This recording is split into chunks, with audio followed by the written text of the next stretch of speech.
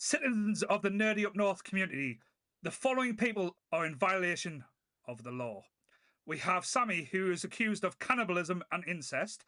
Verdict: guilty. Sentenced to 20 years in the ISO cubes. Next, we have Phoebe, who is accused of bootlegging and selling animate on the black market, and her sidekick, Mr. Reed. Verdict: guilty. Sentenced to 5 years in the ISO cubes. Last, but not least, we have the crime lord Leatherface Lee, who is accused of bestiality, murder in the first degree, vagrancy, and kicking a puppy and pulling a girl's hair. Verdict: guilty. Sentenced to death. I am the law. Good evening, citizens. Welcome to the Nerdy Up North podcast. It's a nerdy podcast and it's hosted by Northern Nerds. I am your cannibalistic host, Sam. And I am the host, Paul. I'm joined by two beautiful humans joining us this evening. We've got the lovely Phoebe and him. Leatherface Lee. I was just thinking, it's amazing what Lee will do for the attention of a girl, isn't it? Do you know what, like that whole time it was like, oh, he's going to keep me till last, but it's okay because he said Sammy does incest. It can't get worse than that. But then he pulls out the bestiality card and it's just fucking hell, Paul. And how did he get that evidence?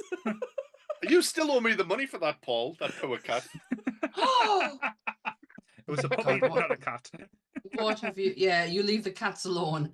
Hi, everyone. It's Sunday night. We're back. We're back with another episode. Yes, and we are. We're trying something new, trying something a bit different. Can I just say it's really nice that you've done all of the new layouts and everything and all the new thumbnails for the channel just to get us cancelled on the first episode back. Technically, I didn't swear. So no? I did not swear or say anything nasty. So it was just you me. can't get cancelled for justice, Lee. He is the law. He's the law. Is the law. So yes, we are talking about the law. And Sammy, do you want to give us our lovely disclaimer straight away? Yeah, let's get it sorted so we can crack on into Dredd. So everything discussed in today's episode is our opinions and our opinions alone. If you'd like to discuss anything from today's episode, please come and join us. You can join us on the Facebook group. You can join us in the Nerdy Up North Discord or the comments section where we can have an open discussion. But what we won't have is anyone coming for us and telling us our opinions are wrong, because we can all agree to disagree in fandom. So let's keep it fun, keep it kind, and keep the toxic behaviour out of nerdism. Well said there. Thank you. And how is everyone this Sunday night? Are you as well? Are you as happy? Oh, better than I was. I've got colour in my face. That was not makeup from the previous episodes.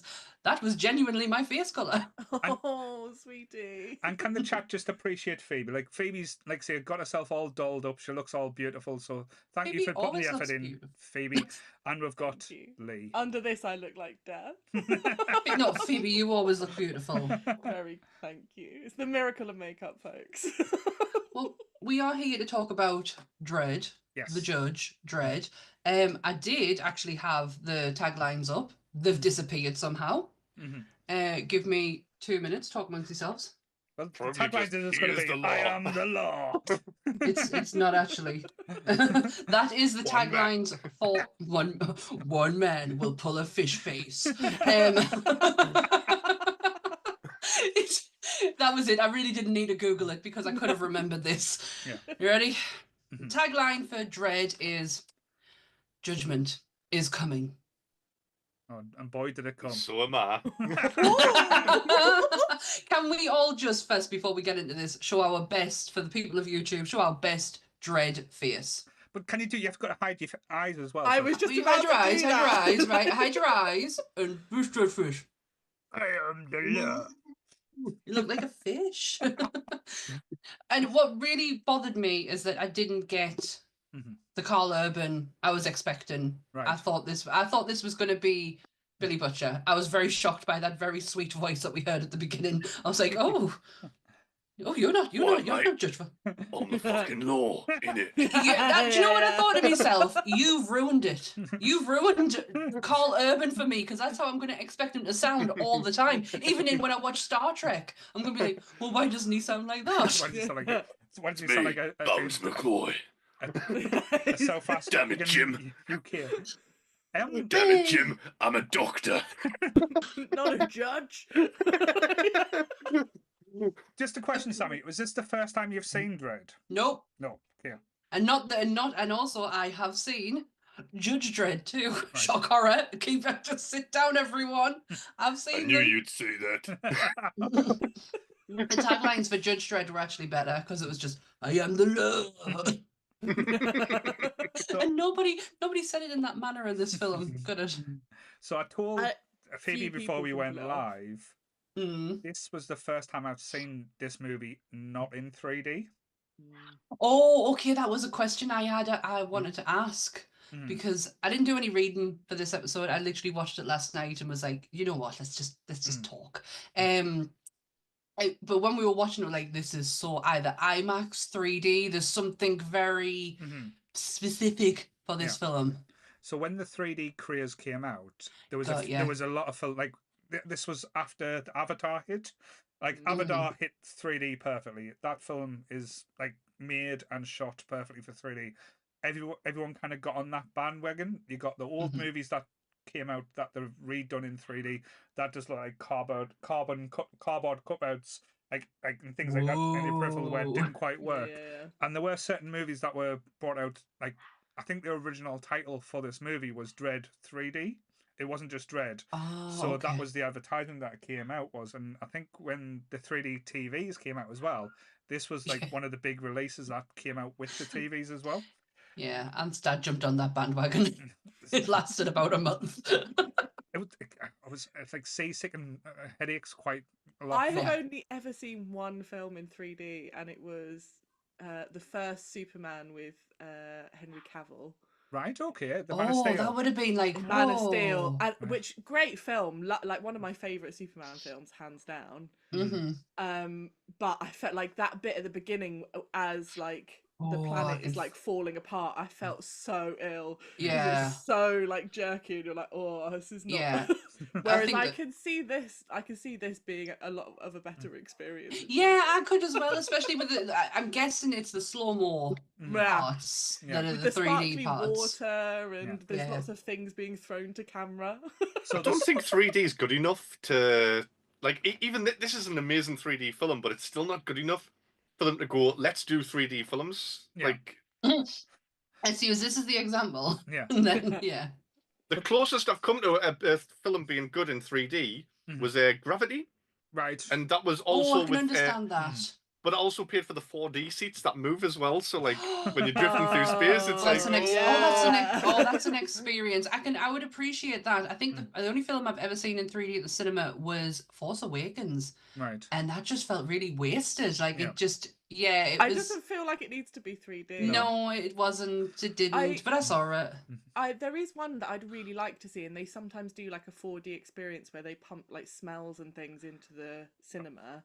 And it's Perfume, Story of a Serial Killer. All right. Have you seen that, where he's like just a kid trying to capture smells? And I've always thought, oh, that would be quite good because it's not too fast. That's different.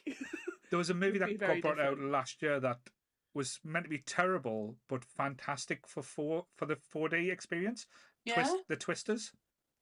I actually heard that because it was like a full emergent experience. That you get thrown about in the pictures and actually feel like you're in that that's type more of like a ride. Nothing will ever beat A Bug's Life. Right. It's Disney. Yeah. Like, oh my god! That is in the back and stuck in the beat and up your arse by a bug. we learned our lesson with that the first time we went on. The second time, me and my sister would sit hovering on our seats, and also Honey, I Shrunk the Audience as well. We did because when the mice go running past your feet, we literally like hoist our feet up in the air to get away from it. There's a dog sneezes in your face at the end as well. Oh yeah, fun times. Terrifying children. The 3D element to Dredd, the only thing, not to say it like takes away, but they actually wrote in the slow-mo for the 3D element. That was the whole reason that slow-mo was in this movie, because they went, how can we showcase 3D to its kind of like the full effect and do like these weird and wonderful effects where it doesn't look like you're just putting them in. But yeah, as a movie, it is always going to get compared to that movie that Top Grumps have already reviewed, The Raid, because it is pretty much like a carbon copy style movie, but done in a slightly different way. This is a very high adrenaline, intense movie, but when these slow-mo elements and the 3D elements, instead of adding to the movie, it kind of detracted it. When I watched it last night, it was like it kind of took us out of like the whole vibe that I was in. I was like, I don't know if anyone got that or felt that the same way. I love the slow-mo moments. I really liked the slow, because I thought it worked really well to like pace the film. Right, okay. Because you do have like some like really, so you have like these really like like high octane scenes where there's bullets flying and people diving. And then you also have like the kind of like the slow-mo, but you also have lots of people like circling each other. And for me, those were the bits more than the drug like slow-mo scenes. It was the bits where people are just like pacing each other around where I was like, okay, there's a bit too much of that now.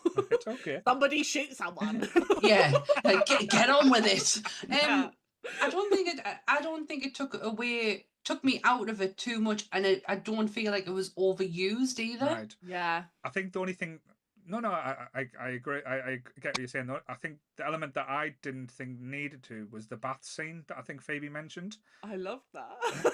I love a beautiful woman in a bath. Oh, and that beautiful woman.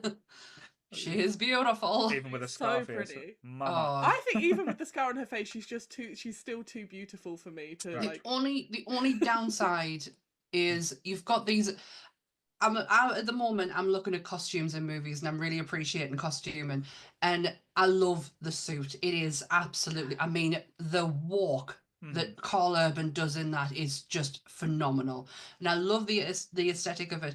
But her, for a mob boss, like she just, I know she's fitting in with the area that she's in, but I just think it would have just a bit more elaborate, a bit more, I don't know, there was something lacking in her costume. I wasn't appreciating it. She's a bit too like sci-fi scavenger rather than I'm running an entire drug cartel from this. What is this? Quite a high tech high rise. Yeah, I don't think she needs to have anything like that. She's brutal and dangerous, and that's a whole. Do you not think that's probably down to the budget as well? Because if you think about comic book movies, like normally it's like blockbuster movie budget and stuff. This was 45 million, and this doesn't. That's a lot of coin. And in a way, there's certain elements you can see where the budget was certainly lacking, but other elements, like for 45 million, they did a lot. Like the only thing I could see as a negative was like the Dredd bikes looked could have been a little bit more high tech, or they just looked like a motorbike with some plastic stuck on the top of them and stuff. I liked it. I liked the bikes. I liked the outfits. I liked every like aesthetic that they made for this film. I think her mob guys looked absolutely brilliant. They kind of fit in with where they're meant to be, their rankings were. You could tell there was the different costumes were different rankings for different people. Like I got that, but then when you got to her, it was like she had this frumpy kind of top on and these like, and I was like, oh lady, come on. Like I'm not saying wear a suit or anything, but even if it was like kind of a manufactured suit, as in from where she's from kind of thing, like that would have been brilliant. But I just the choice of her outfit just was not for. I thought she could have looked a bit better. But we got to think about this. It didn't make her look powerful. No. Yeah. But this is this dystopia as well. This isn't like in the future where everything is nice, shiny, and Demolition Man style. This is more the world has went to shit. We've got 80 million people living in these cities and these high rises and just basically out for survival as well. So and you got to think about it as well. She's came from like a pleasure planet, or like a pleasure thing where she was a prostitute, where pimps cut her up, and she's kind of like taking it back and almost like on the end of reality type thing. They've tried to set it into reality rather than like the previous the Stallone one. It was just complete comic book, like everything. It was in that film so fantasy, like direct off the pages. But this one, like they've changed the suit, so he hasn't got his eagle on his shoulder and things like that. because that would be so ridiculous for a police officer to be walk around. roaming around with a giant solid gold eagle on his shoulder. He's actually got armor on instead of his spandex outfit. The bike, like, imagine like the Stallone bike from the previous film. Have you seen how wide it is? That's not going to turn a corner. He's going to be like, oh, the Stallone can do what he wants. Don't you dare disparage that, Lee. So then when it comes to Mama in this, it's like she's just a drug dealer. If you go to like Gateshead or something like that and there's like a drug dealer there, he's not going to be somebody in a tuxedo that's like, I'm going to cut your fingers off, man. I disagree, because she's not just a drug dealer. No. The people on the lower levels are just a drug dealer. Yeah. Mama is the cartel boss. Yeah. She is the lord. She is the drug lord. Like, cartel bosses, we're talking linen suit. We're talking what's he a little called? bit of Escobar. bling. Like, sorry. where's her? And it doesn't have to be like super slick, like tuxedos or sexy dresses. But where's her symbols of power? That's the thing I think was missing. Yeah, even, a reputation. Her teeth but are like jacked. But I love that. No, but I love that aspect of it, because this is what really bothers me about dystopian films is when their the teeth are always perfect. perfect. Yeah, Always perfect. It's the like, same in like dude. historic films where you're like, there was no dentistry that gave you those veneers when back Elizabeth then. Elizabeth the First has got these perfect pearly whites, and it's like, miss, no. Famously had bad teeth. Yes. So before we get into like the big things of the movie, there is a lot of questions when it comes to this movie. Do you think this was their kind of like starting point, what they had planned to do things better? Because like there were things hinted at, because Dredd doesn't give too much of a at the start when the rookie's reading them and he's got something there and it's like, move on. It's like giving you more aspects. I know Dredd's got like such a rich history in 2000 AD, the comic book series, and like all that different elements. Did you think this was their saying this could be their starting point for like a franchise, or what it could be go from? Yeah. When it finished, as soon as it finished, me and Ant turned around to each other and went, how has this not got a second one? How has this really not got sequels? And or even we were saying like even an animated series would have been absolutely amazing for it, but it just feels like it went quiet. Oh no, we found it. But this is just instantly as we finished watching the film, and it's like, I don't understand how you've got the perfect person who could carry this. Like, he is the franchise king. He could carry this, and I never understood why, and I never went to read about it. Yeah, money. Really? I think it only made like 40 million on a 45 million budget. It did make some money back when DVDs came out, and it made its money back over the budget. But by then it was too late, and it went into like development hell. Oh There's my God, Mega City 1, the TV show, has been talked about since 2012. This is the kind of thing that would do so well on like a Netflix or as like a Prime, TV series. Massively, yeah. It'd be amazing.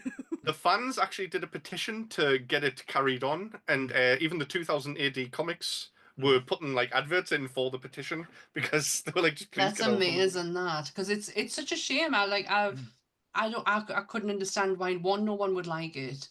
Two, how it's not had a sequel, and how like I couldn't get my head around it. I also feel like Karl Urban can still do his own stunts kind of vibe. Yes. I feel like he could still Well, carry he's Johnny this Cage role now, isn't he, in Mortal Kombat? Yeah, So, I'm looking forward to that. He could still be Dredd. Yeah. But the whole marketing thing ruined this. There was basically no advertisement for this film at all. That's a shame. It just kind of came out, and it was, as I said, it was hoping to be on the edge of like the 3D careers and go, oh, it's going to ride that wave, like I said, to the piggyback and get everything like to come through. But it didn't quite work that way, because like I think the only two big 3D films that worked is one that Lee mentioned, Gravity, and Avatar. All the rest kind of like fell away and didn't do as well as they hoped. But this one was kind of like a big disappointment. But like, as fans of the comic, this was quite like as close to the comic where I think a UK audience will love it, because 2000 AD, it's like a UK comic. Like, we love it. This is our character. Over in the States, this might not be as clean or as big for them as well. Okay. So, and you cannot really market this to go like to other countries and as much, because if you say the word Dredd, it's not as like world renowned as other comic book characters. But I still think they probably made a mistake to make a movie. As Phoebe said, this has TV show or series all over it, and like Yeah. continuous. It's not even just continuation of the stories of Dredd, the continuation of that world. That Yeah. world is Yeah. so I want to know fucking more about the amazing. mutants. Yes. Yes. and- I think They're that's so what they were fun. planning for the Yeah. TV show. It seemed like they were going to have like other judges and stuff doing things and like storylines going on, and have Karl Urban show up as Dredd every now and then. Yeah. Maybe do like one-off episodes and stuff. Mhm. But nah, I think it's quite hard to market in America at the moment. Like, I know this seems like something I might make a joke out of, but it's not. Imagine going to America to the studios and go, "We want to make a film where the police shoot people," and they're praised for it. Yeah. Like, Like They- judge, yeah. all the judge, stuff that's jury, been and going on, it's executing it, not yeah. a That's- good Imagine story a at the world moment. in a dystopian future where the police We have will all- absolute Power. executional Well, control. What really bothered me about the beginning of that movie Uh. is when Karl Urban's doing his introduction and he says executioner, jury, judge. And I'm like, dude, my OCD is like going through the roof right now. Say it the other way around. Yeah, Just ask a question before I make my next comment. Sam, have you seen Daredevil Final yet? Right, Yeah. okay. So, with what happens in Daredevil, with the police getting ultimate power, this is pretty much like what Lee's It's just on said par. is Yeah. is what's happened on there, There's- that show as well. When I was watching it, I was like, oh my god, that's very on the nose. Oh, okay. But yeah, I get what you mean. Yeah, I have seen it. I watched it. I just didn't want to give too many spoilers there. Spoilers. No, I've seen it. But yeah, the whole like premise of this movie is just fun. I love the whole taking the rookie through like an examination, almost like it's pass and fail. This is what happens. You fail, and putting in the most extreme circumstances and like everything that could go wrong on your first day has just been. And I love the woman who played the character. She just that was a perfect foil to Dredd's kind of like stern, mean, almost inhuman. But he has a tiny bit of humanity, and she's kind of like that team worked so perfect because like if you're going to have like a buddy cop like team, that one worked so much better than just having a standalone Dredd going through thing. I don't think it would have been as They entertaining. needed that. Like, there would be no character development without her in this film. Like, she develops like all the way through. Dredd does go through like what would his like version of it be classed as a fucking huge leap in character development, because at the beginning he's just that stone cold like I am the law. By the end, when it's like, how did she do? And he's like, oh, she passed, and it's like that's such a jump for his character development. Yeah. But not in terms of any other movie. No, we need her to do all of it.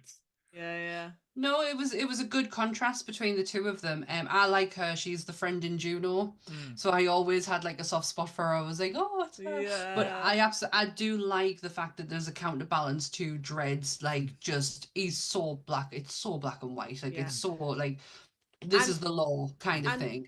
There's because she hardly wears a helmet as well, so I think that makes her more human than the other judges that you see in it. Yeah.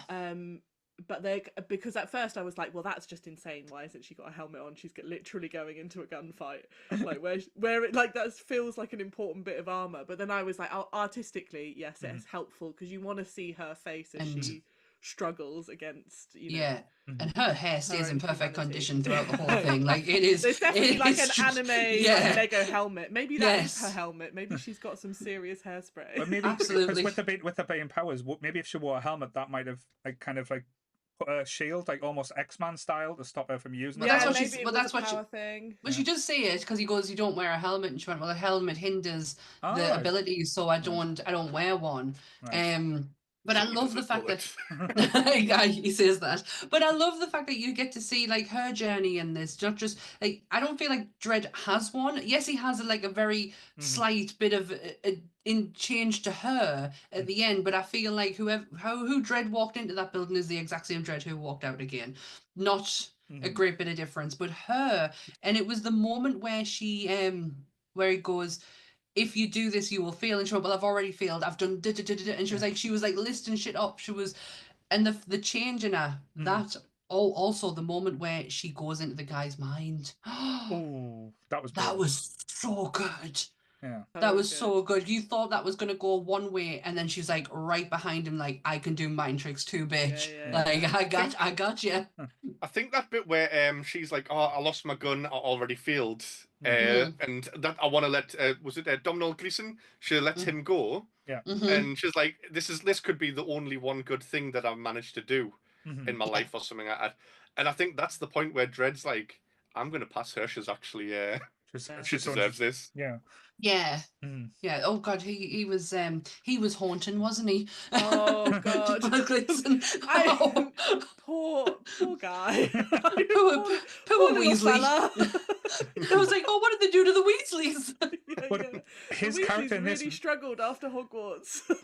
But his character in this made me more scared of Mama than if they just had some tech guy. Like the stuff that she put him through, and again doing it through that's flashbacks. What she's doing to her mates. Fuck. Yeah, exactly. Yeah. Like she's got, and what if we're going to talk about Mama for a second? What I really loved about her, she's not scared to get her hands dirty. No.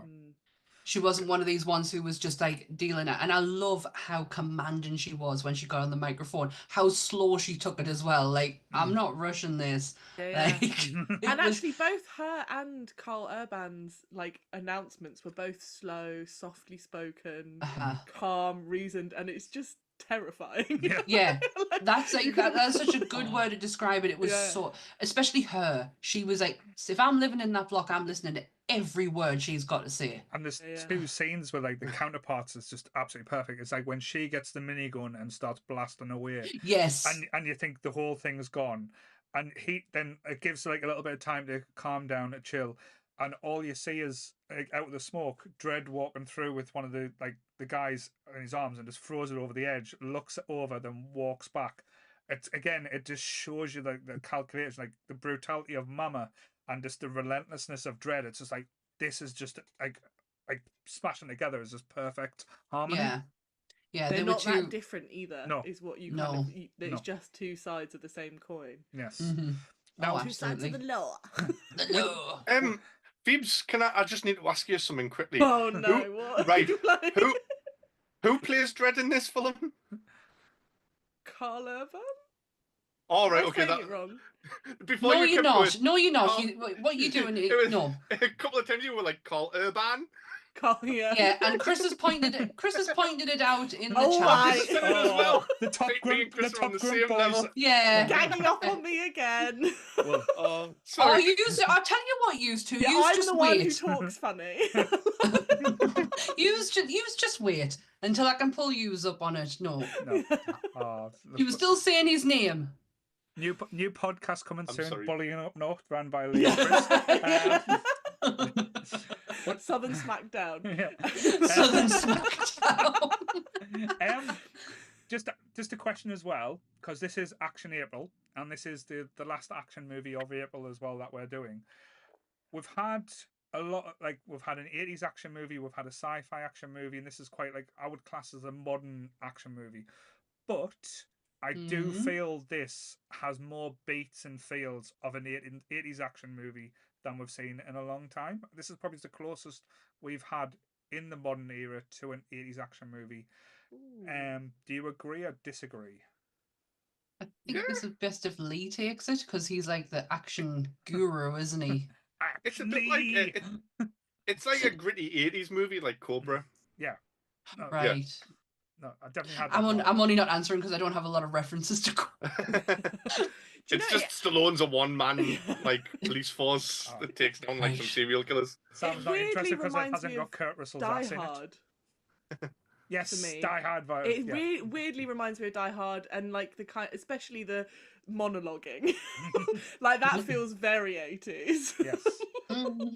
I get that. I understand that reference. If you're using Die Hard as a counterpart, you're welcome. I get that. Thank you. Well, to be fair, though, there's a lot of slow-mo falling in Die Hard, and there's a lot of slow-mo falling in this as well. That's true. Yeah, they both end with the villain slow-moing. Out of a building, onto the floor. Oh my God, the parallels. Yeah. I never saw it. That really Both did cops. confuse me, by the way. Both cop films. Yes. Yeah, the ending kind of did really confuse me, though. Because I was like, how's the building not blown up? And Anth was like, do I have to explain it to you? I was like, I think you're gonna have to. Dredd I kind bet of that's the same explained it thing. to you already. I know, but apparently I didn't. Apparently I wasn't paying attention. You're just watching those lips underneath that helmet. I was like, wow, he's managed to keep that face going the whole movie. I'm shocked. I'm shocked. He must be knackered. His face must really hurt. What I loved about this movie as well, it had every single action trope going as well. Like the partner got caught and took to the bad guys. He ran out of ammo, which again, this felt, I know, because we've talked about like gaming and stuff like this. This felt like a computer game in a movie. It's like each level I is understood getting that. harder and stuff, Yeah. and getting to a certain degree. And when Yeah. we had Dredd versus the other judges, I thought that was such a brilliant like kind of payoff.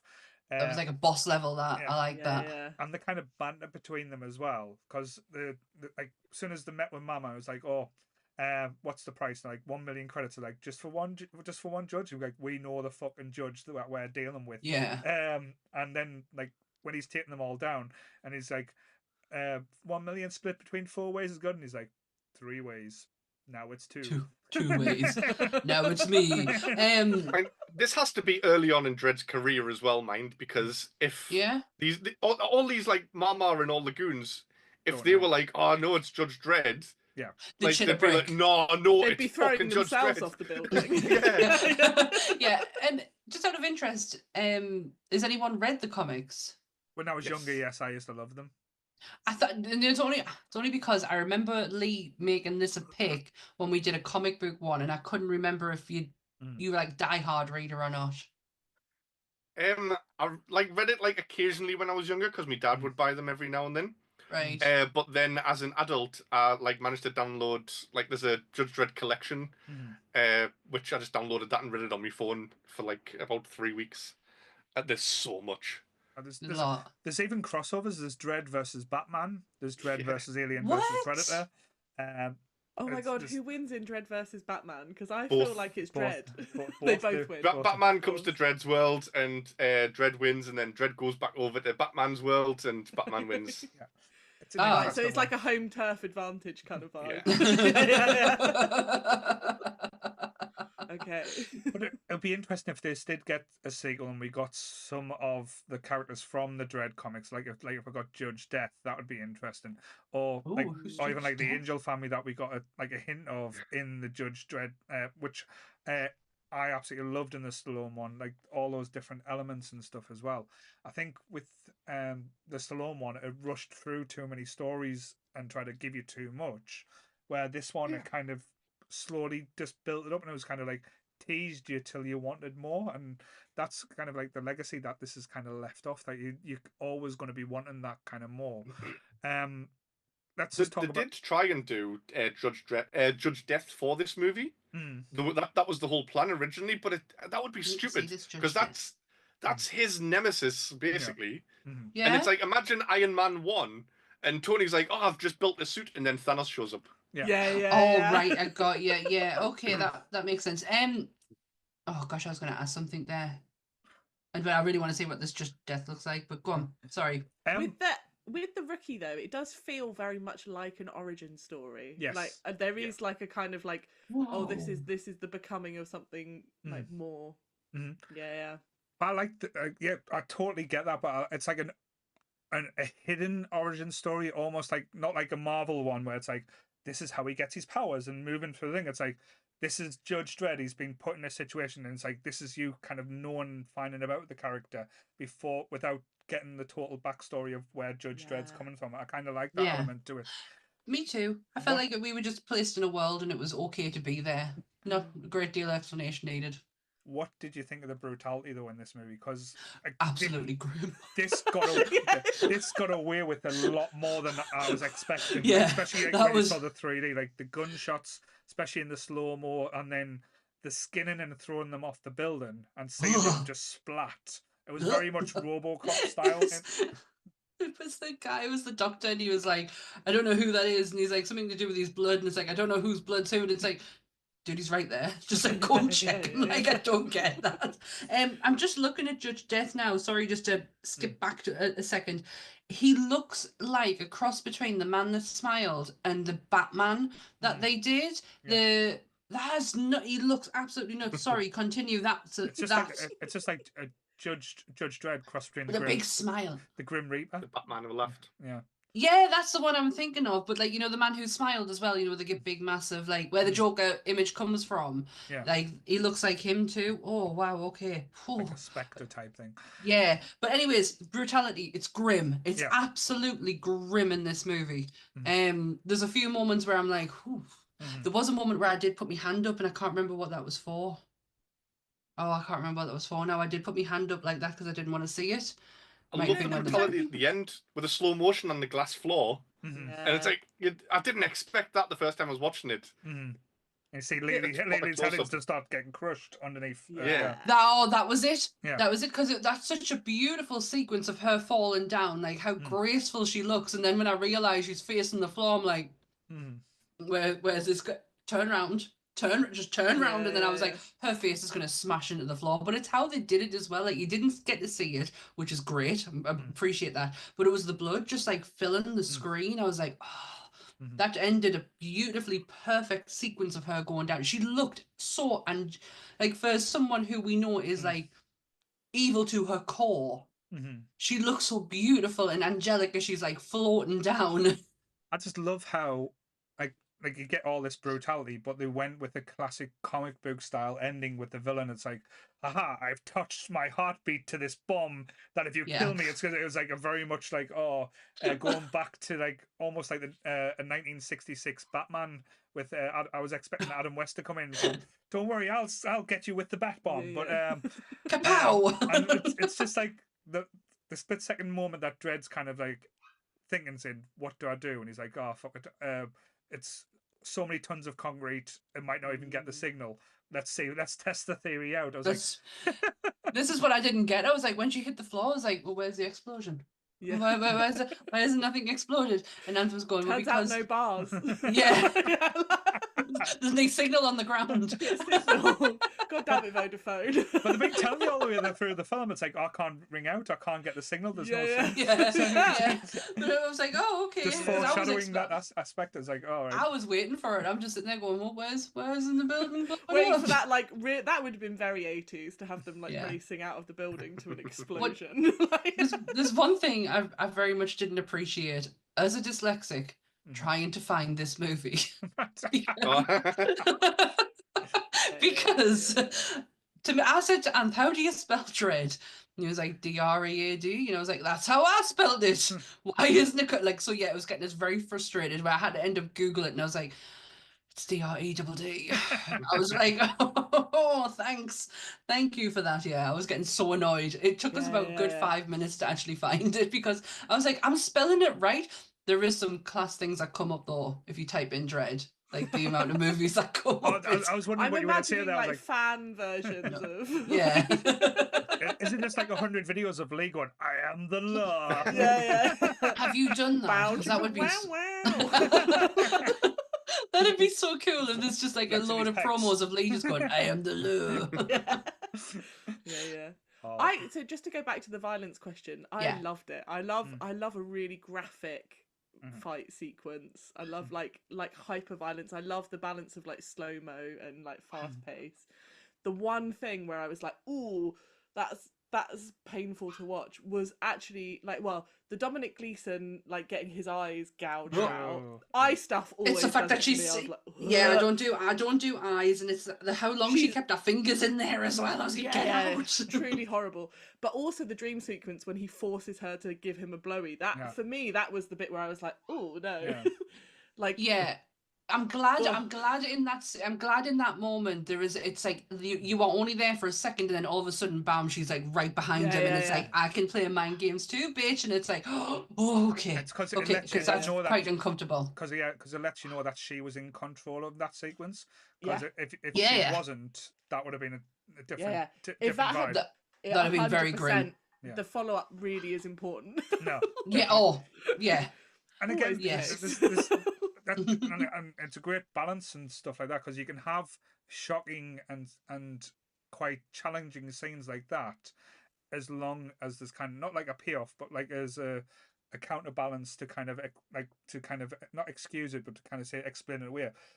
My other like flip side to that argument is there's a movie called The Hills of Eyes that did a remake where there's a really uncomfortable scene in that there is not that counterbalance. So after you've watched that, you don't get out of that kind of negative feeling or vibe for the rest of the film. So that film could have been ended the most beautiful and best way, but you spoiled it with like that one uncomfortable power dynamic. Exactly, like an unnecessary thing as well. Where this, it's kind of like they're in his head. It's almost like battling each other. Like, oh, he's saying, "Oh, you're in my head, bitch. I'm going to be in control," and he's not. And I think, and he's already tried to do that power balance earlier when, like, he's getting, "Oh, can you tell what I'm thinking about?" And he's showing like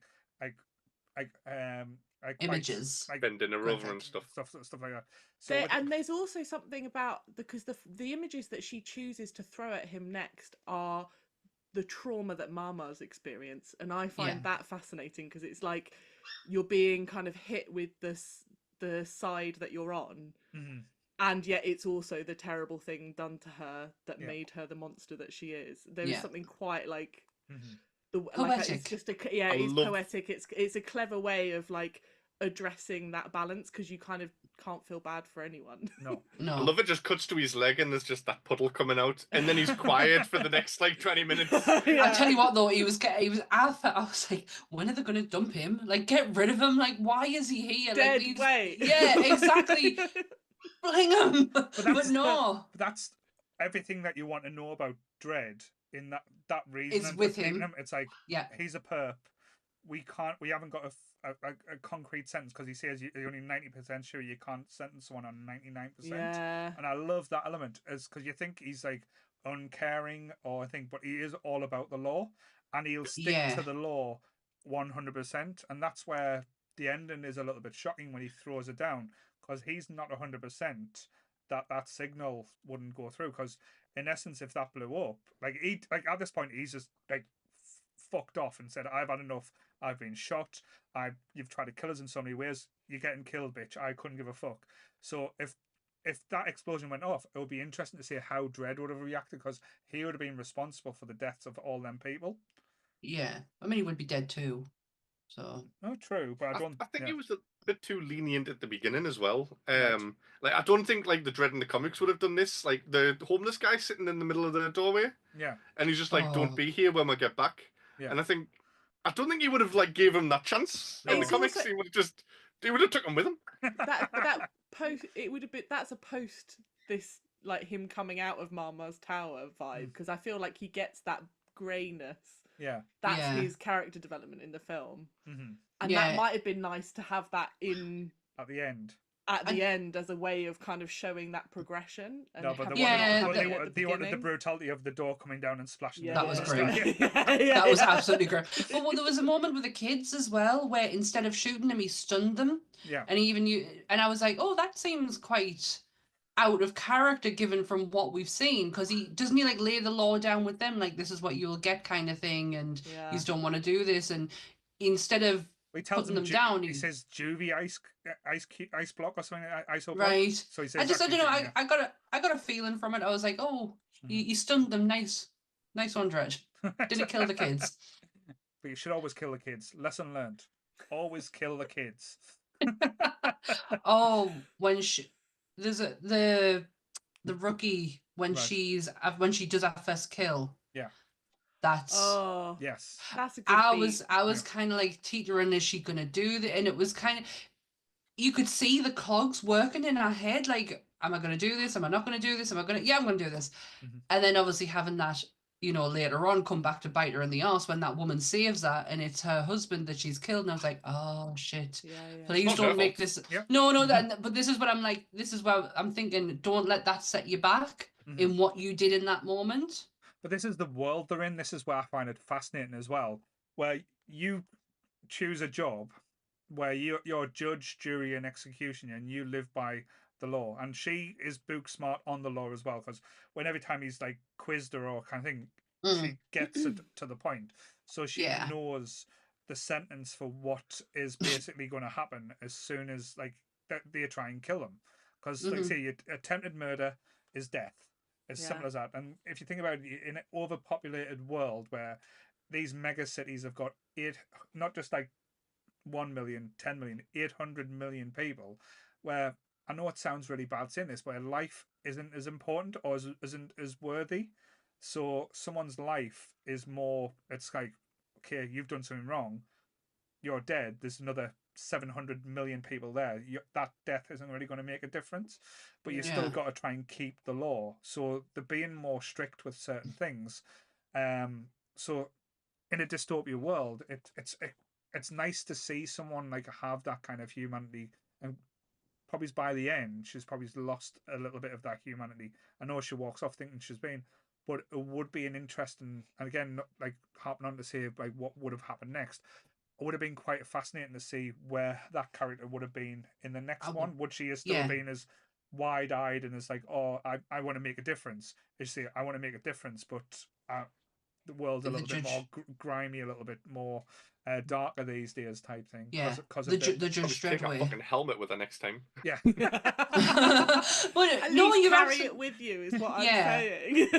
but I agree with you, Paul, because when she walks away, I'm like, oh, where does she go next? Yeah. Where are we going next with her? And it's such a goddamn shame that we didn't go anywhere, because I would have, even if it was just a her movie, I probably would have been all right with it.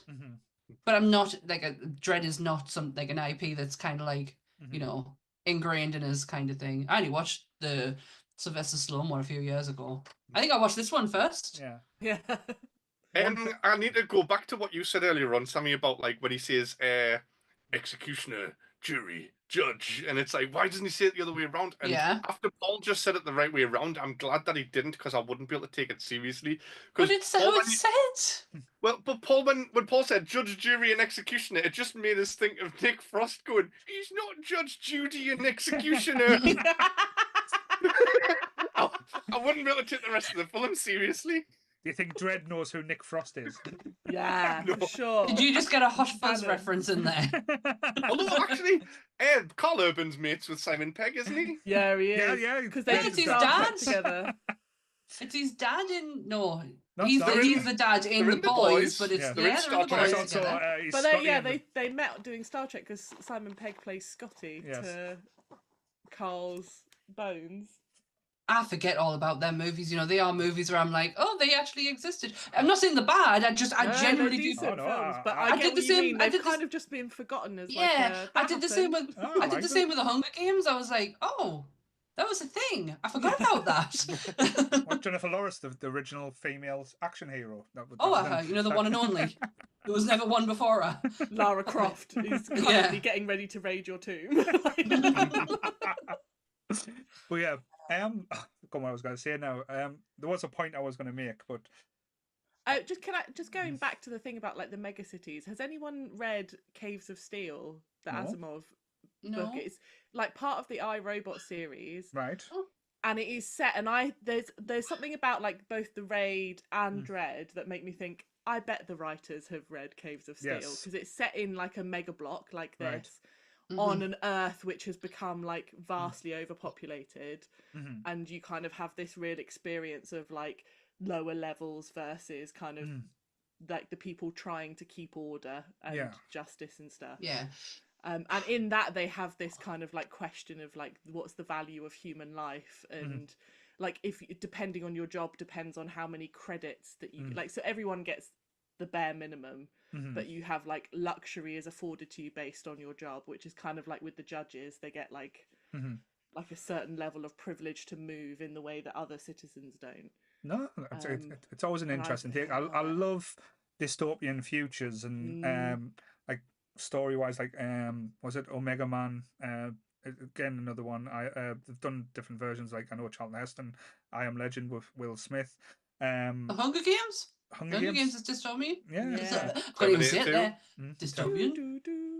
Terminator 1's better though, but yeah.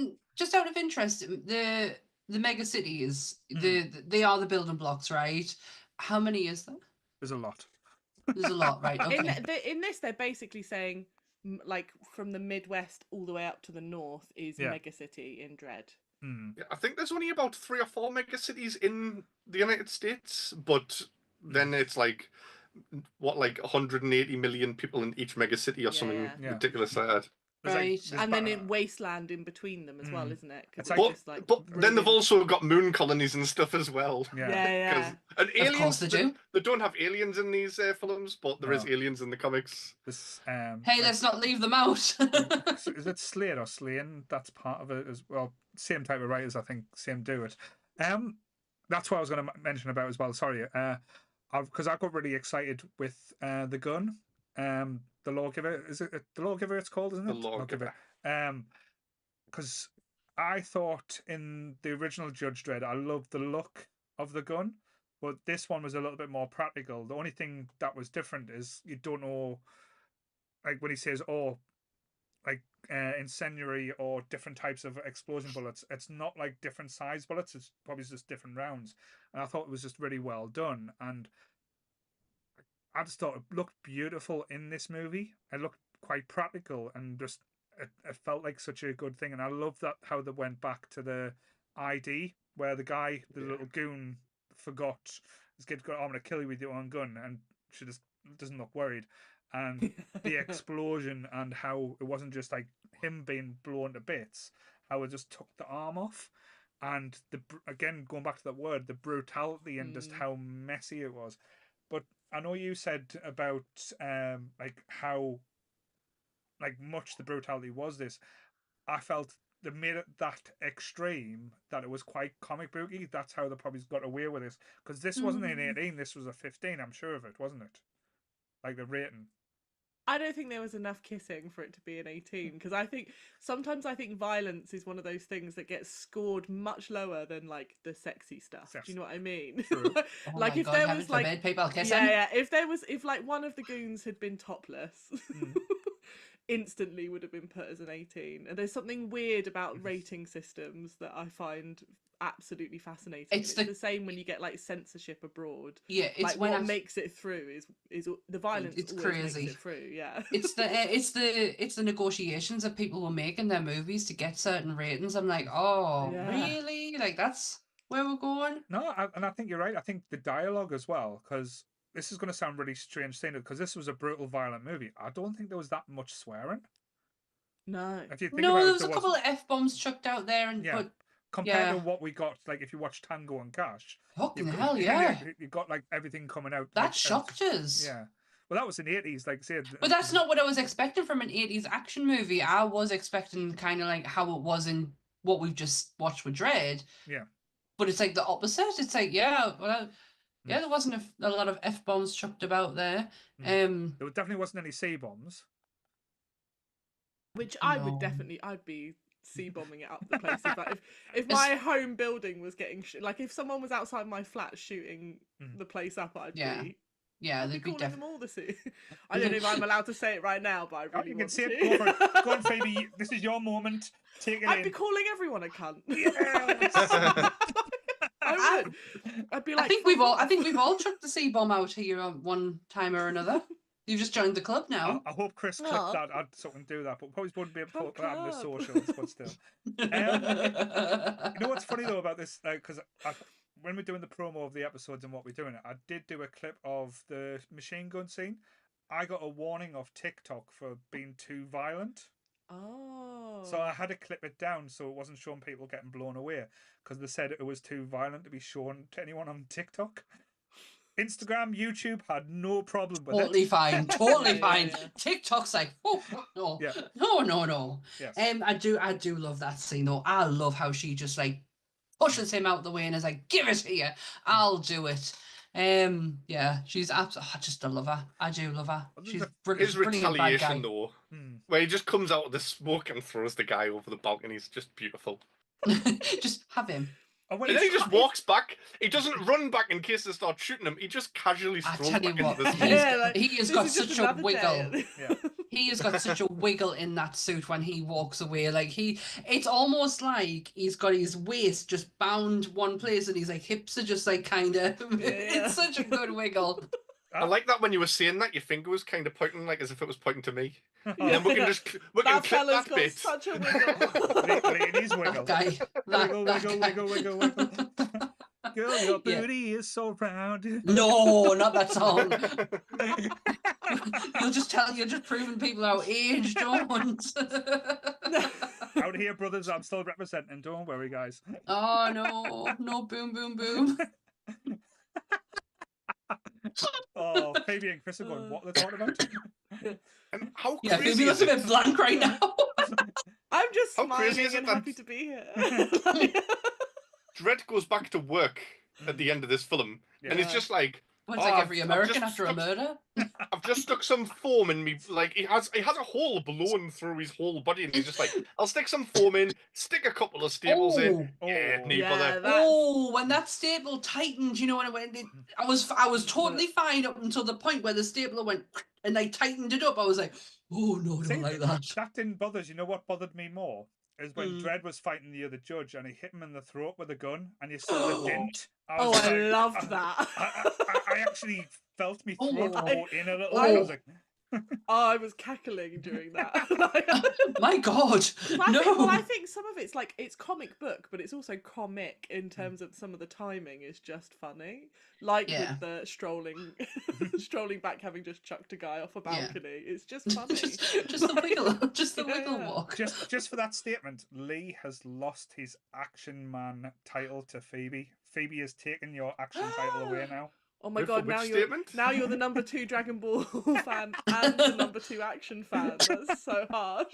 Just for saying It's that all you right. cackled. Me and Chris are going to do anime club without you, so Yeah. Apparently the recording was cancelled this week. yeah. Oh dear. Well, What is going on with the other people? Like, me and Paul don't get up. Me and Paul don't act like this. it's just sexual tension. Yeah. We've known each other too long. Don't worry, we'll release the threesome sex tape one day. Don't worry. When Chris and Lee do the pyramid high five. There I is don't no even wanna way that I picture would be a that. bottom. Absolutely not. Not in that scenario. But me and Chris doing the high five, did you say? Yeah. Pyramid high five. But like, I would love for it to Also, zoom out. Chris is couldn't standing on the reach yellow over me. I'm pages. 6 foot. Like, Oh, This is what I'm saying. Like, well, it'll have to zoom out, and Chris is standing on the yellow pages. yeah. Chris is saying I should leave you alone. Leave. What's with the big writing, Lee? He's Lee, Chris. My God, I'm getting the two of you mixed up Chris is now. white knighting for his one true love right now. I feel It's a bad. beautiful thing. I've just turned the mic out of Chris, and then he's like, "Leave Lee alone." Yeah, I know. Sorry, Chris. How This is dare Lee, that's I? why. and it's like to say, I have not made one size joke for Chris today, so that just put that. I'm just letting you all crack on and just seeing where this all ends up. Me and Paul just sit be on the fair, it was- sidelines watching you all. It was a height joke. We'd never besmirch his size.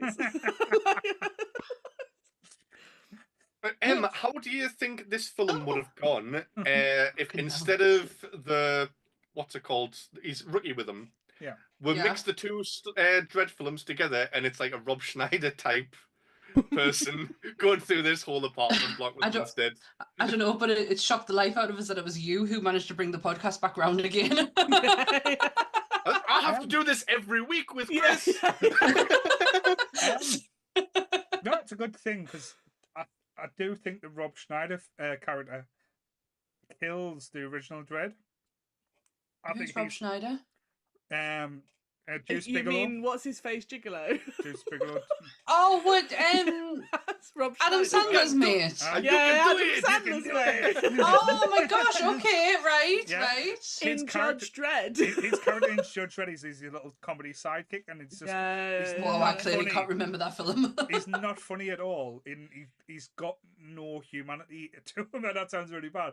You think It's there's a Rob weird Schneider? choice. There's no It's likability, Such a there's- weird choice. Yeah, where this one, like you actually like her, like the character Yeah, in I this. did you- really like her. and you kind of root for her. Where you were just waiting for the moment that Dredd was either going to arrest Rob Schneider or kill him. She was called Did he Judge. not do either? No, he let him go, which pissed us off. Judge Anderson, that was who. Sorry, I keep calling the name Judge Anderson. The lady in this one, she brought more to the movie than like Rob Schneider ever could. But um, again, I it would have changed the tone of this movie completely. It would have been more like a 90s comedy rather than like say an action movie which we got. And as Phoebe put this off, the brutality in this one was on point.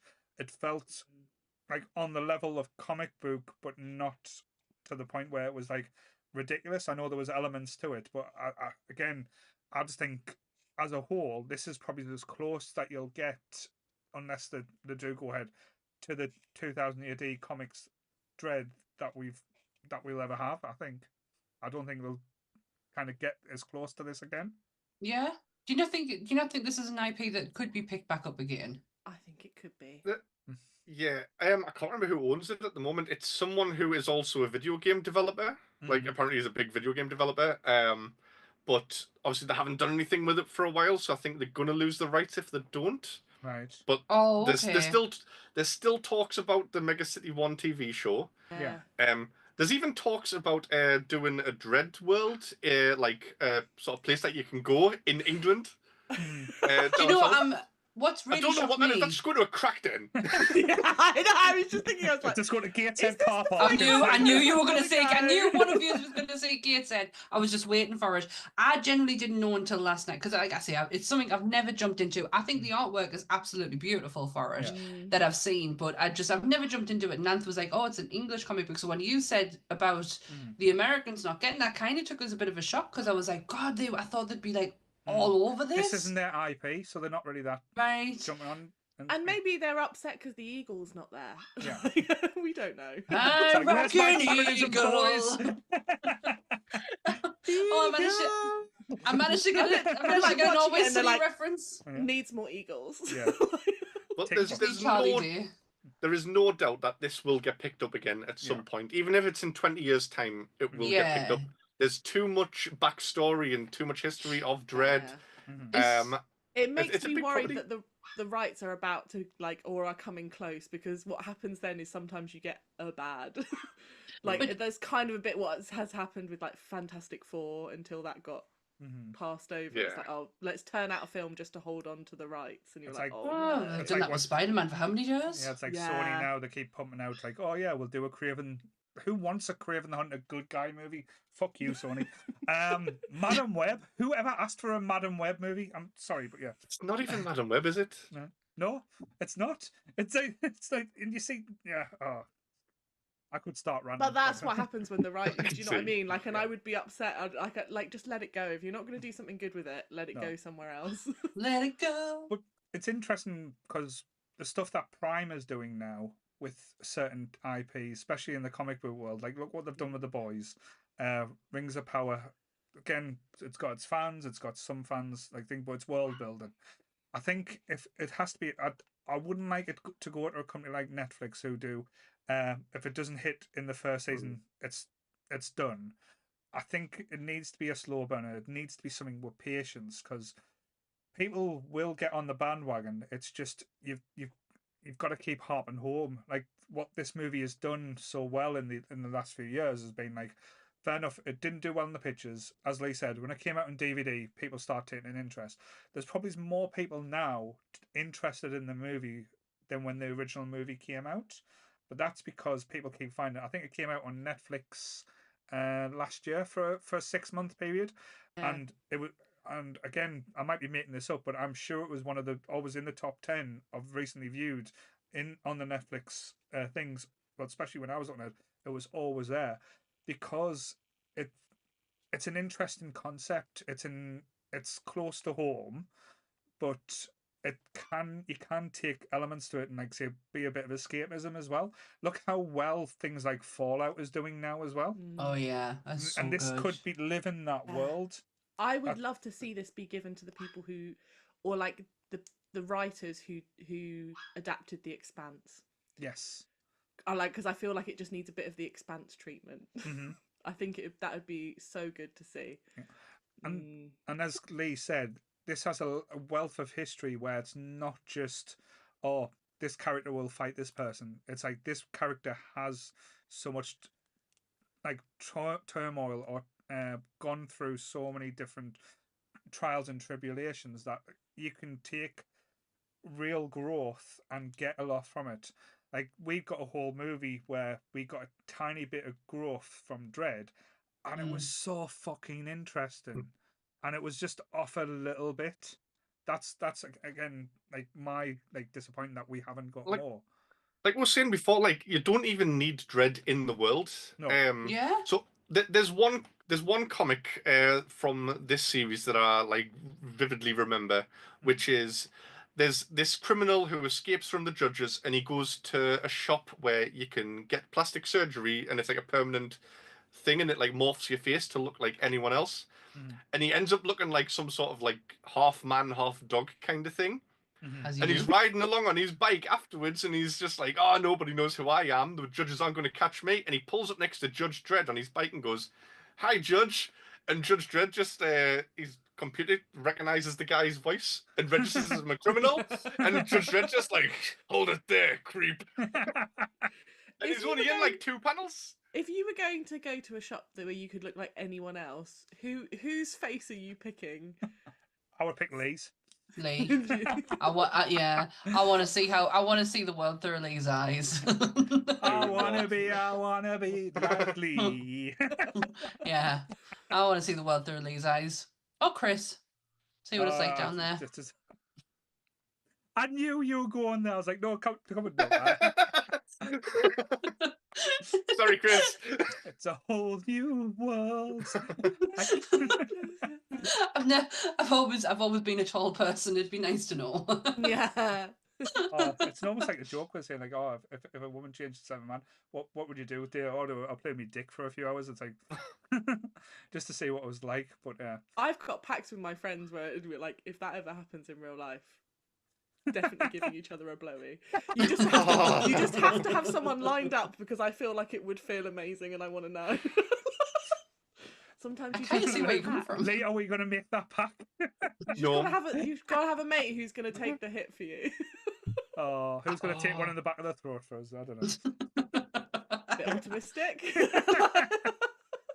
Sammy might be poor, but she never takes the high road. I always have the high road. That's the classiest put down I've heard in a while. Because he changed his hoodie, that's why. Yeah. He's wearing his horror one again. Chris is growing as a person, bless him. Yes. So, because Lee always does this, where we'll try and nearly at the end wrapping up, and he's got like 15 million points he wants to make. No, this is just Lee in a nutshell. He does this all the time. Lee, is there anything that you want us to talk about that we haven't? I can't. We haven't really spoke about the other judges, the dodgy ones. No, that was a really good part. Well, it's a corrupt world, so there's a few ones where, but it was an interesting that they were so easily manipulated and had these things like, oh, I've been on the force for 12 years or something, and it was very much like almost like a Speed kind of throwback. It's like, I've been a bomb expert for so many years and they gave me a fucking gold watch. Hang on, that is Speed. Yeah. I loved the gangs as well that were in the building, especially the judged. Wasn't one Joe Rogan? Really? I don't know. You know the one where they're going through the pictures, like going through all the different gangs? The one with the judge helmet? I'm sure that's Joe Rogan. All right, I did the judge. That class that. Please tell me you're wrong. All that. I'm just going to talk away. I'm just going to do a search for that. Was Joe Rogan? Josh Motion. We never call him by his real name. He might appear. And the hostage scene at the beginning, that was just brilliant. Where Judge Dredd, he's not negotiating. Like he's negotiating. Like it's what is it? You can either surrender and have life in the ISO cube, or you can die. And he's like. Or you can go in a body bag or something, isn't it? No, it's just you've got the choice is yours. Live or die. Come and join me. I'm going to be in ISO, what do you call it? For Yeah. party for Oh. cannibalism. Like, what do No, you say? Hot shot. It And it's wasn't. like, hot shot. It wasn't Joe Rogan. It was just an internet meme where they said he looked like the character. Torsion. I'll see if I can get the image up. It's like Piers Morgan in Home Alone 2. Yeah, pretty Yeah. much. Same, What? well, you know the Yeah, pigeon lady. Piers Morgan's the pigeon lady, isn't he? Yeah, looks like the pigeon lady. Oh my god, that's her from Casualty. Still looks like Piers Morgan. Yeah, now that you've said it. Jesus. Is that a Mandela effect?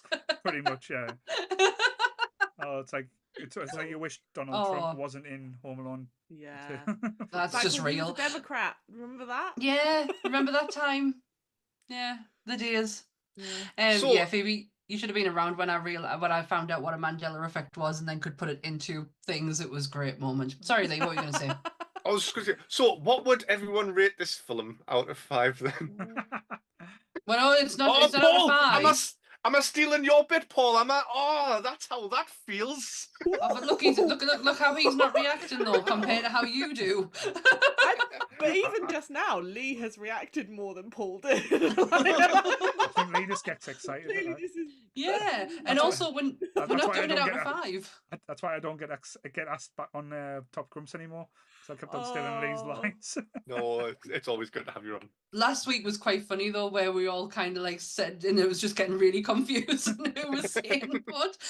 No, we are giving it out of Right. 5, but it Found the is. image. There it is. Oh, That's God. that's who the thought does was look Joe a Rogan. It bit does like him. look like Joe Rogan, though, doesn't Yeah. it? Yeah. Sorry. Instead of trying to find the image. Ugh. But yeah, that's where the rumours get Joe Rogan had a. I get cameo it. in, but yeah, sorry.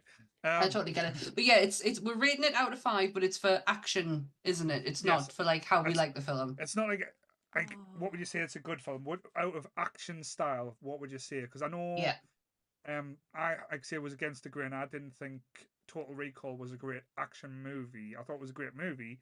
Feels Well, like the a million action- years ago we did yeah. that. Yeah. But this is a bit different. So we'll go with Phoebe because, like I say, lovely lady goes first. What would you say out of action stars out of 5? What are you going to give it? I'd probably give it a solid 4.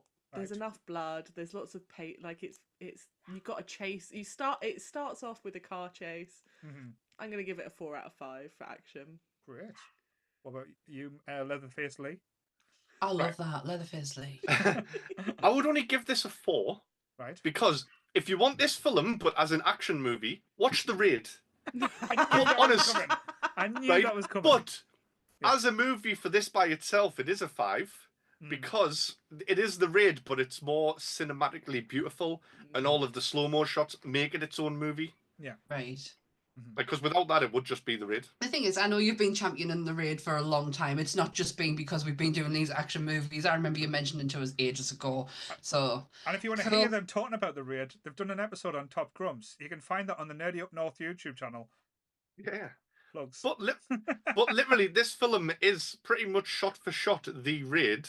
Even like Lena Headey going onto the microphone and saying like, all residents kill the judges. Yeah. The Except bad guy in The Raid does the Raid, same thing. They keep losing their guns. Half the time they're having to punch people because they've lost their guns. It's better that way. But I always thought that this copied off The Raid. But The Raid came out in 2011. This came out in 2012. These would have been filming, or Judge Dredd would have been filming as The Raid was being in like post production or whatever. So there's no way it could have copied. Just to hold that for a second, Phoebe, do you want to retaliate for Lee mocking your saying, but for him saying filming? Because that just sounded like weird. Filmin. Filming. it's such a northeast thing. It's No, like I would never mock it. I think it's lovely. I didn't. No, I wasn't mocking Phoebe's accent. Sorry. I hope you don't think that. Like you've got a lovely accent. It's just when you were saying Karl Urban, and it's like yeah, I know I'm you know really how bad with like names in particular. I'm really it's like bad. if you was. I know you could say the word urban. Yeah. but you But I was weren't. just saying Urban. So that's I why he wasn't, I pointed was saying out. Urban. Carl And I was like, does Urban. I was like, I does she like think it, his name's actually. Urban? And it's I like, like oh, that you're you friends spy. with him like I am. It's like, oh, I really like that Superman film. Well, I do call Spider-Man Spider-Man. Spider-Man. Spider-Man. But yeah, equal opportunity mocking. I'm all for that. So yeah, if you watch the Civil War episode, I never call him Spider-Man. I call him Spider-Man. Yeah, Spider-Man. Sammy, what are you giving this out of 5? I'm going with the rest of you. It's a solid 4. Right. It was absolute.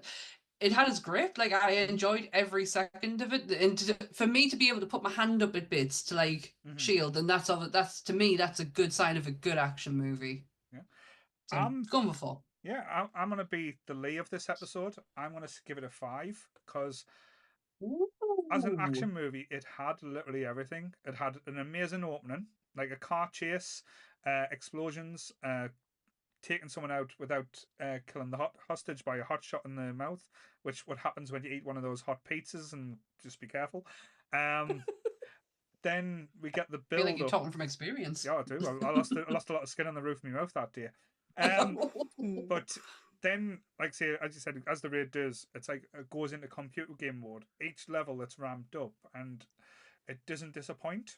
And with everything, it's kind of like, oh, this is like a minigun or incendiary devices, or we've been blown through the roof, and there's a skate park just handedly there, which is again doesn't make sense on the side of a building, but again, so fucking fun and great to have.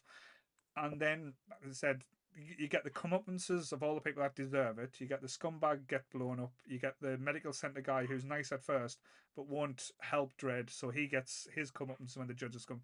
You get an amazing boss fight with Dredd versus the bosses. And the payoff at the end is great. It's not, there's no lackluster or anything. It's like, there could have been just like a simple gunfight. It's like, no, Dredd does to her what he's in the building to look after.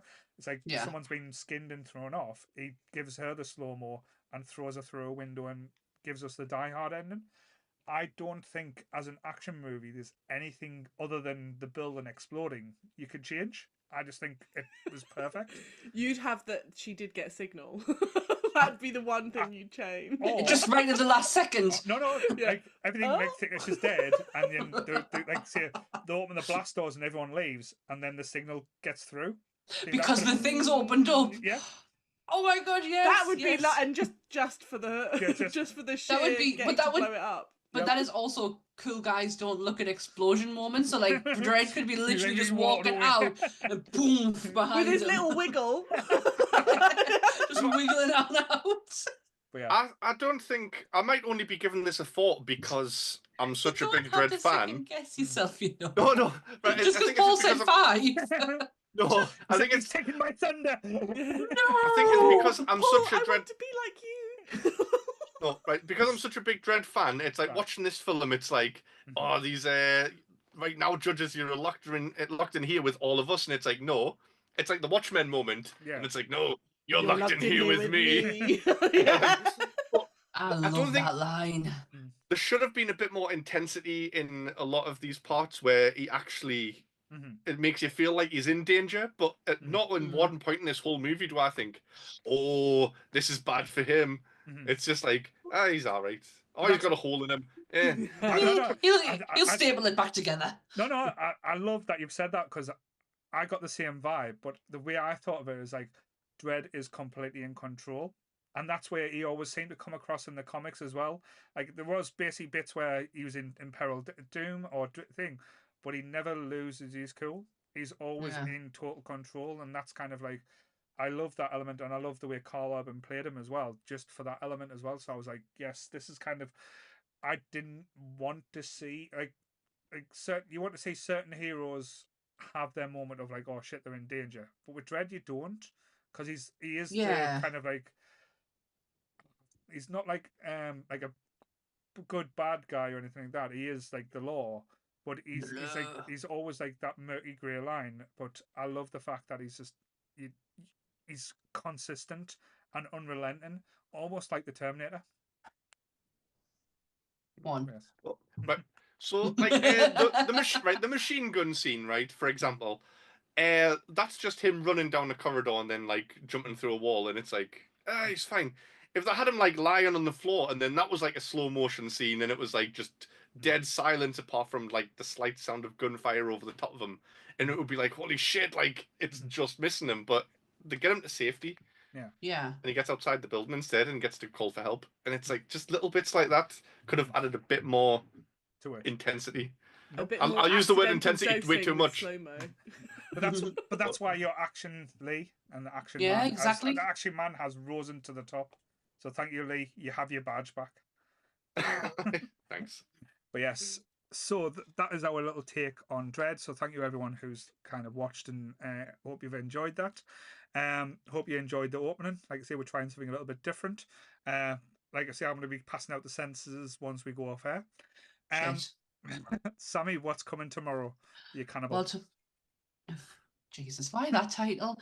Well, tomorrow is Monster Monday, and we're bringing you an episode. The movie that left us shaken.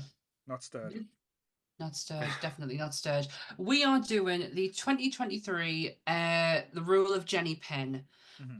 And this movie has kind of, I don't want to use the word touched because that's so wrong, but it's left such an impression on me and Dan. It's probably one of the most detailed episodes we've done in such a long time because of the subject matters in there. But yeah, we are doing the Rule of Jenny Penn. And I urge anyone to go and watch it. And if you want to have a conversation with us about it, I am more than happy to coach and therapy and put you through, like, be your therapist through that movie. I was going to say, don't put people through therapy. That's expensive cost. I don't want to do that. No. But I'm more than happy to talk about it with you, because it is such a, it's hard to put into words, and you'll find this when we're talking about it tomorrow, how difficult it is to put into words this movie and the effect that it has on you. So that is out tomorrow at 8 o'clock in the morning. Mm-hmm. That episode and this episode will be available from anywhere you get your podcasts from later on in the day. Later on. I don't know how later on. I never know. I just... And I can get the images for you, but I've got to design new ones for tomorrow, so that would be different. Interesting. Yeah, so you will have to search Nerdy Up North for the Nerdy Up North one, and search Monsters Up North podcast. Search Monsters Up North podcast, because if you search Monsters Up North, you ain't going to get what you're looking for. It's Monsters Up North podcast. And there's Anime Club that you can find as well, and there's Top Grumps, Women of Nerd Culture, Countdown to Doomsday. All these things you can find on the way you listen to them as well. Yep. Now, Lee, what's happening on Tuesday? Tuesday, we are doing JoJo's Bizarre Adventure Diamond is Unbreakable. It's the live-action version of JoJo's Bizarre Adventure, which is just this weird movie from 2017, which nobody ever watched. But me, Chris, and Phoebes watched it. We did a watch-along in the Discord as well. It's a terrible movie. Is that what I joined in the other day? I stopped watching after a while. I was like, no, I can't watch this. Oh, that's what I stumbled in upon. Right, okay. But it was a really good episode, and obviously Top Grumps are number one. We did the raid on our last episode, didn't we? Yeah. And then this channel decided to copy by doing the lesser version. So hopefully that doesn't happen again with us doing JoJo. Hopefully nobody decides to do the anime one. So I'm just going to say Beetlejuice. So Friday. What's happening Friday, Phoebes? We're just doing this. I don't know if you've heard of it. It's an anime that might be a bit too cool for you to know about, but it's a little anime called JoJo Bizarre's Adventure. Oh, right, okay, I get it. And we're having our first. And we. I think this is why you guys have delayed the filming. But we also have our first ever guest on Anime Club, so we're calling it the beach episode with Lee. So we're having kind of a crossover event. So we're having a crossover event, and we're doing, it's basically a comparison of live action to anime. That's so cool. Yeah, it's kind of like what Top Grumps did last week with the raid and Dredd, and then this week we're doing a crossover with JoJo Bizarre Adventure and Anime's Club's JoJo Bizarre Adventure, and now because Top Grumps care. Me and Chris are compassionate, and we want to help these other channels by tuning in with them. So, Lee's final appearance on the Nerdy Up North podcast. I wonder how everyone feels about this. Yeah. The fact that if we go back to last year when all three channels, Monsters, Nerdy, Top Grumps, did Beetlejuice, who did it last?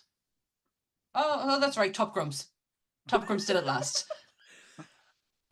So Well, I just think it's we good were that new now then. Lee will be able to say he's watched more than one anime. Like, he's seen more anime than just Dragon Ball Z. I think it's more And not One just Piece. anime with him. I think it's hentai. I think it's just getting away from the hentai. JoJo's weirdly close at times. just so listeners and viewers know, we are actually friends. This we don't go on like this in real life. What the fuck are you talking about? Well, Lee and I do. do. I'm trying to save some face here. This is how we show our love. I think I got christened about 3 different headlocks on Saturday at different times. But yeah, just because he talked back. Just we talk back. Yeah, so find us on the Nutty Up North YouTube channel. Find us individually from anywhere you get your podcast from. Please remember to like, share, and subscribe. Hit the notification bell so you never miss episodes for any of your favourite content creators. Don't know what else to call it at this point. Next Saturday, it is Free Comic Book Day. Yes. So please remember to go and support your comic book stall. I know they're giving out free shit, and that's really good. But please remember, if you are going into a comic book shop, support that comic book shop, because they don't do it for free. They give it away for free, but they don't do it for free. Yeah, I just nearly died. Colin Robinson's fell off the ceiling, so I need to put him back up. Oh my god, the energy sucking vampire has fallen down. But yeah, please follow us on our Facebook group, Nerdy Up North Community. Like I said, the Facebook page is growing. I think with the page now, we hit over 1 million different profiles last week. That's a lot of people. Like I say, just with these bans being these restrictions lifted, we are starting to get out there. The Discord, please join us in the Discord. And I know I hate these people, but they are the most loving, caring, supportive people that you will ever meet. If you ever need anything, they will be there for you. We've got different socials, Instagram, where we post different videos, images. Again, just trying to get involved. I know next week we are starting May, so we have quite a few different guests coming on the podcasts, different viewpoints, different interests. We're starting with we're talking about a movie called The Heretic. We've got a young lady, Becky, I think it is. Or Becky, it is. I've forgotten her name there. Feel bad. Joining us from This Girl Likes to Talk Horror Instagram channel. She does lots of movie reviews. She does reviews for the Nutty Up North Facebook website. We have Brian from Be More Super come on to talk about Superman. We've got an episode with Taffy the Darling coming soon. Taff's coming back. We've got so many different things planned, so many different people to have conversations with, and we're just going to have as much fun as possible. But yes. That's what we're all about. Yes. Fun. We're the fun people. Yes. So, same bat time, same bat channel. I thought Lee was going to say it, to be fair. I know. I'm just... I've already stole your moment today. I was fully waiting for him to snipe you. Yes.